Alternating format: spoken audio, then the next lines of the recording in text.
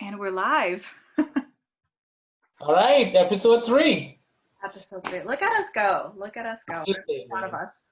Do we need to have like a commercial first? Liberty Mutual. You only pay for what you Today's episode brought to you by.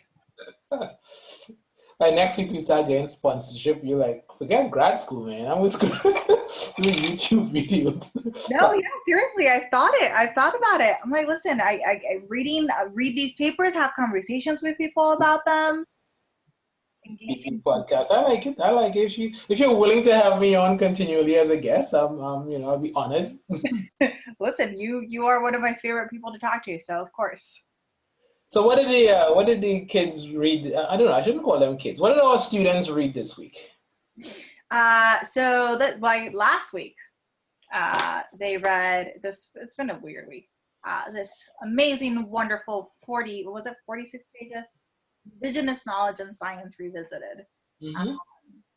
And it was definitely a very, very dense article. I mean, it took me 3 days to read it.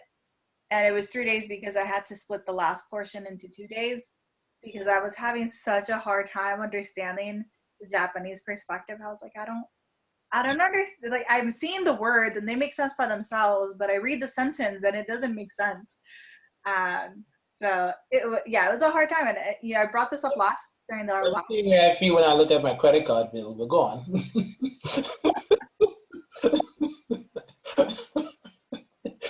What is overdue?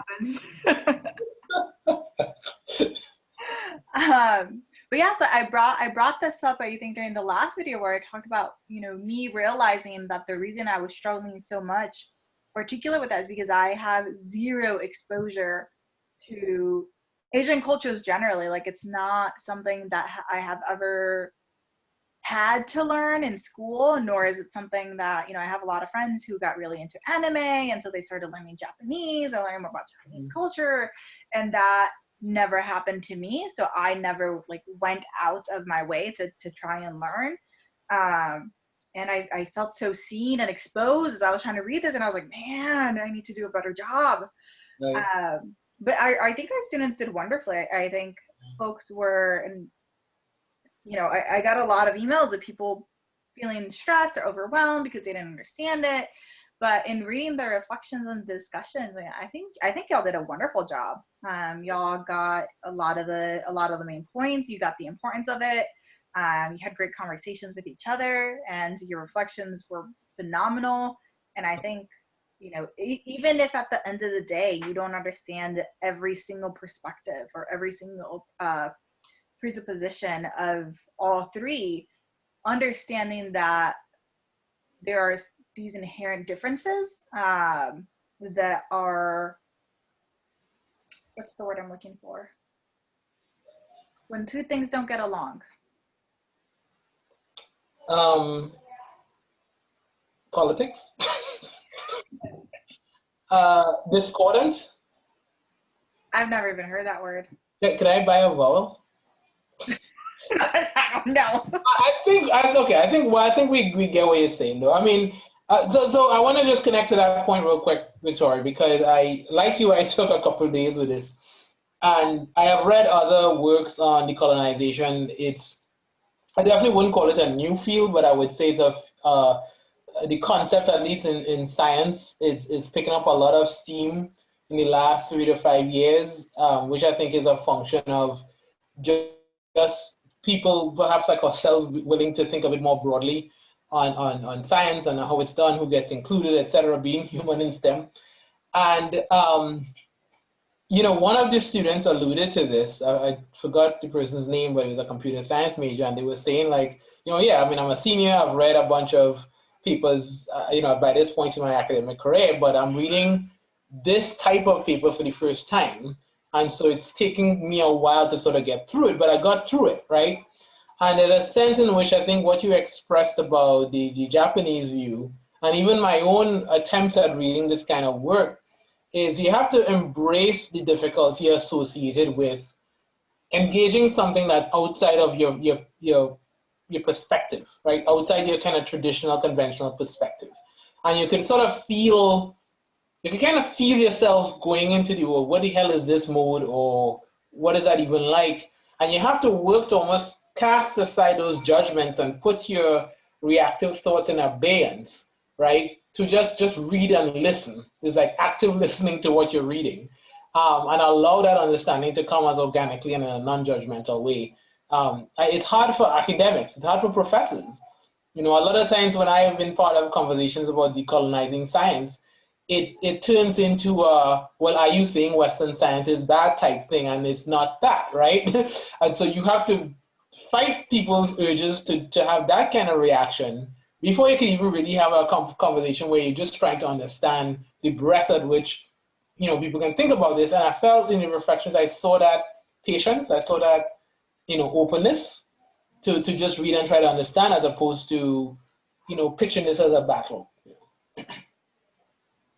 No, yeah, that is super important. I think being open and honest with ourselves about, you know, our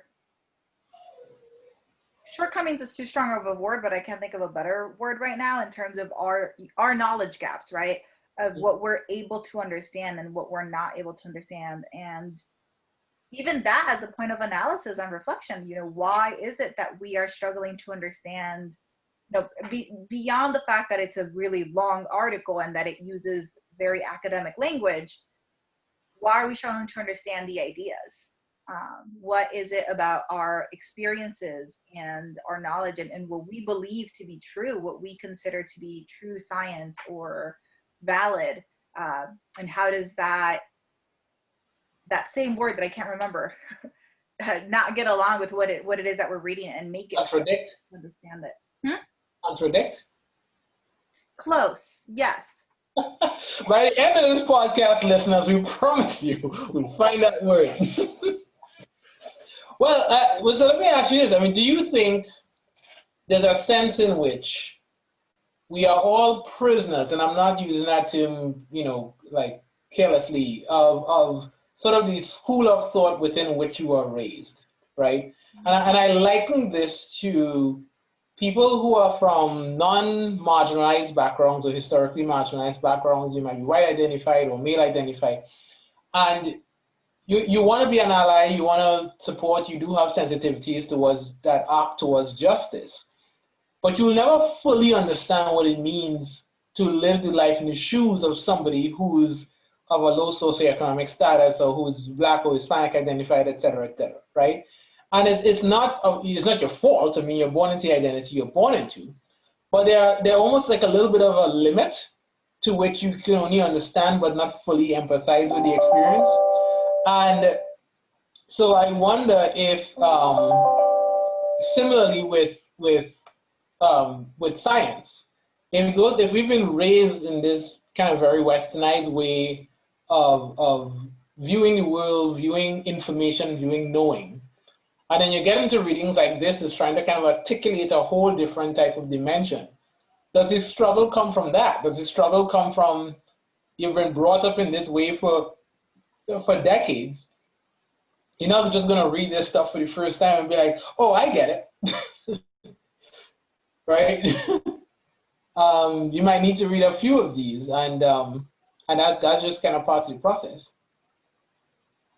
And great spot for me to pitch that if you look at the end of the syllabus, if this is a topic that you're particularly interested in, at the end of the syllabus, there are additional recommended suggested readings, and they're split up by topic. So there are a couple other articles in there, and they're not as dense, I promise you. There are a couple shorter articles or interviews and videos of things that you can learn, read or watch to learn more about these topics. But yeah, I mean, Brian, you bring such a great point, because one of the first things that we watched for this class and that a lot of people enjoyed was, you know, the sympathy, Brene Brown, sympathy versus empathy. Right.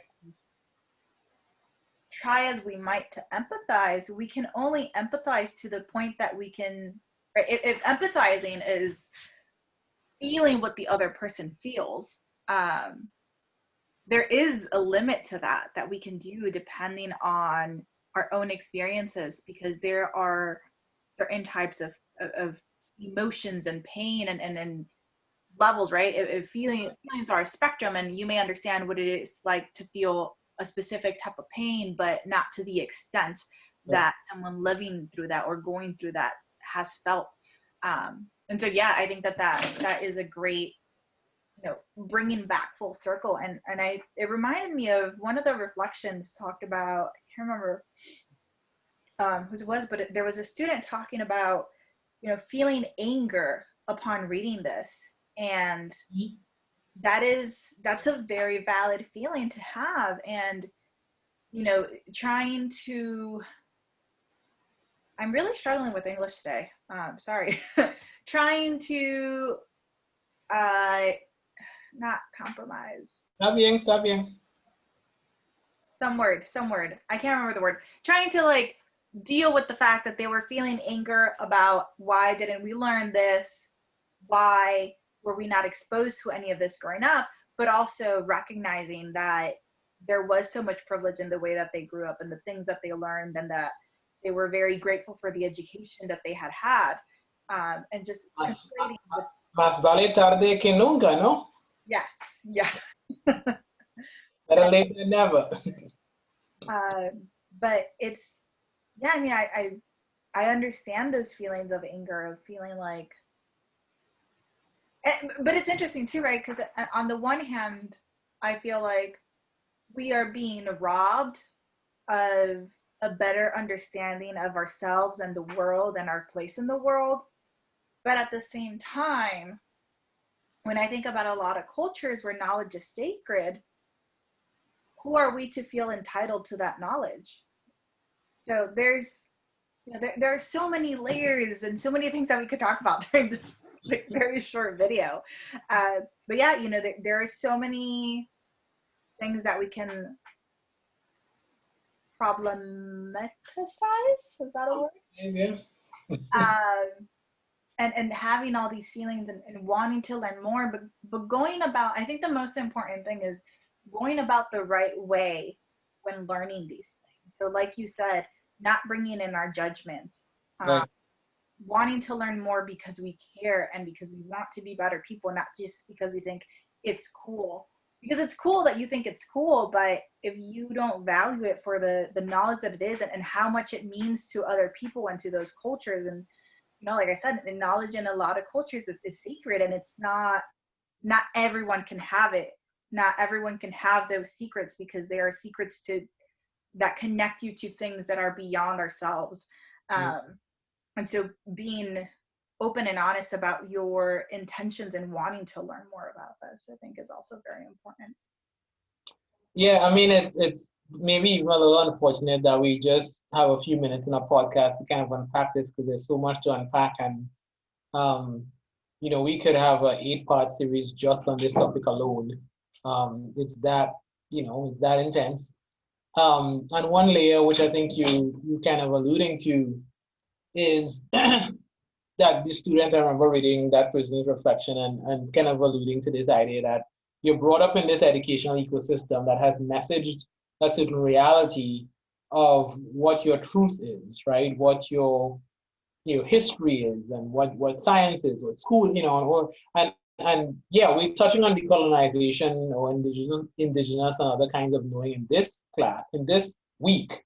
But in other weeks, you are, as you've seen, like with white privilege and other things, there's so much that we're going to touch on that I'm sorry you may actually have a similar feeling, because intentionally or otherwise, there's a lot to know under the hood of how society is constructed, science included, that I think many college students don't know, aren't exposed to, aren't challenged, probably most importantly, aren't challenged to interrogate it.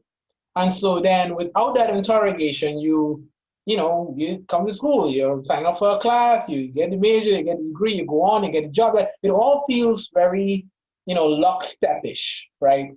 And maybe if I had to put like a blurb to describe this class, I would say that Victoria and Brian are asking you to take a step back and ask some just more fundamental questions about humanity and the role of humanity in this thing we call STEM, right? And as you interrogate that role, you will find that perhaps not all the structures were wholesome, right? So there were some things that weren't brought to the table and not presented as valid knowledge. And we need to at least talk about it. Wherever it goes, but we need to at least talk about it. So we'll see. We have a few more weeks on this journey, and I think we'll be uncovering some more stuff. Yeah, I'm super excited for what's to come, and I think I saw everyone on the discussion board. Everyone answered what the implications question, and no one took on trying to do a deeper analysis of their own major or career, which I thought was really interesting. And I definitely encourage everyone to do that on their own time and to think more deeply about the role that these ideas are playing in your career or in your field or in your major, whatever it may be, and how that affects the people that you're working with and working for, right? So regardless of what it is that you do, and we're going to start getting into these topics more as the course progresses, whatever you do, you're affecting people. And if you don't have these things in mind, right, if you don't realize and recognize and do something about the fact that there are people who have inherently been excluded from what we know and who we try to cater to, then the stuff that you do can cause harm and will cause harm. And that's one of the things that we'll be seeing next week with next week's readings, right? Where we're starting to look at specific identities in STEM, and